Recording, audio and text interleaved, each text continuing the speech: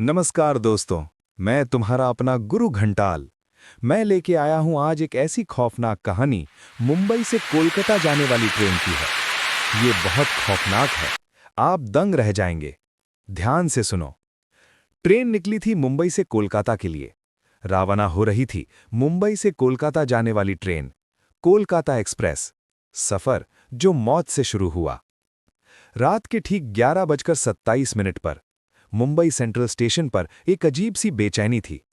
बरसात रुक चुकी थी, लेकिन प्लेटफॉर्म पर पानी की गंध, जंग लगे ट्रैक और पीली लाइटों के नीचे खड़े लोग, सब कुछ किसी अनहोनी का इशारा कर रहा था। ट्रेन का नाम था Mumbai Kolkata express, train number 12810। ये ट्रेन हर रोज चलती थी।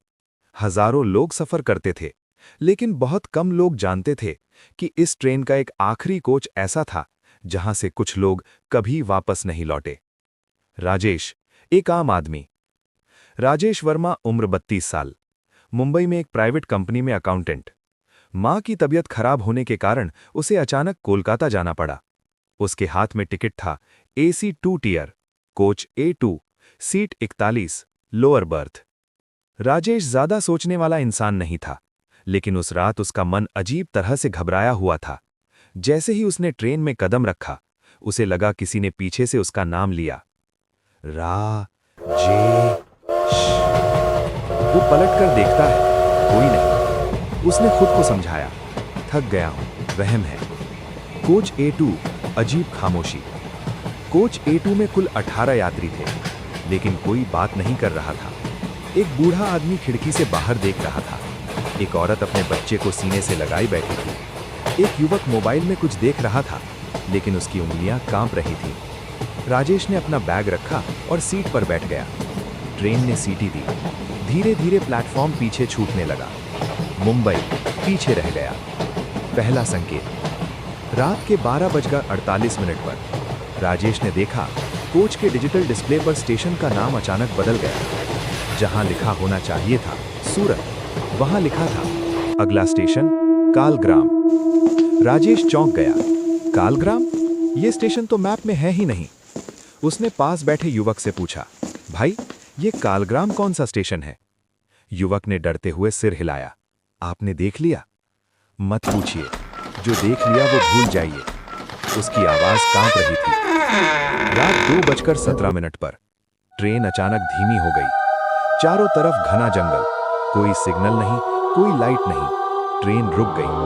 पूरा कोच सन्नाटे में डूब गया। तभी छप छप, जैसे कोई गीले पैर घसीट रहा हो। आवाज कोच के पिछले हिस्से से आ रही थी। राजेश का दिल जोर जोर से धड़कने लगा। एक एक करके कोच की लाइटें झपकने लगी। वो औरत। कोच का दरवाजा अपने आप खुला। कोई टीटी नहीं, कोई आवाज नहीं। एक औरत अंदर आई। सफेद साड़ी, भीगे बाल, चेहरा पूरी तरह नीचे झुका हुआ। वो बिना आवाज किए चल रही। उसके पैर जमीन को छू चुके थे। राजेश की सांस रुक गई। वो औरत सीधे सीट 43 पर बैठ गई, जो खाली थी। फिर धीरे धीरे उसने सिर उठाया। उसकी आंखें पूरी तरह काली थीं। उसने राजेश की तरफ देखा और बोली, कोलकाता अभी दूर है, लेकिन तुम्हारा सफर यहीं खत्म होना चाहिए था। अंधेरा। अचानक पूरा कोच अंधेरे में डूब गया। लाइटें बंद, AC बंद, मोबाइल नेटवर्क गायब। किसी ने चिल्लाने की कोशिश की, लेकिन आवाज नहीं निकली। राजेश को महसूस हुआ, कोई उसके कान के पास फुसफुसाया, जो इस ट्रेन में चढ़ता है वो उतरता नहीं। लाइटें जलीं। 3 सेकंड बाद लाइटें वापस आ गईं। कोच वैसा ही था, लोग वहीं बैठे थे, लेकिन सीट 43 खाली थी, जैसे वहां कोई बैठा ही ना हो। राजेश कांप रहा था। उसने घड़ी देखी।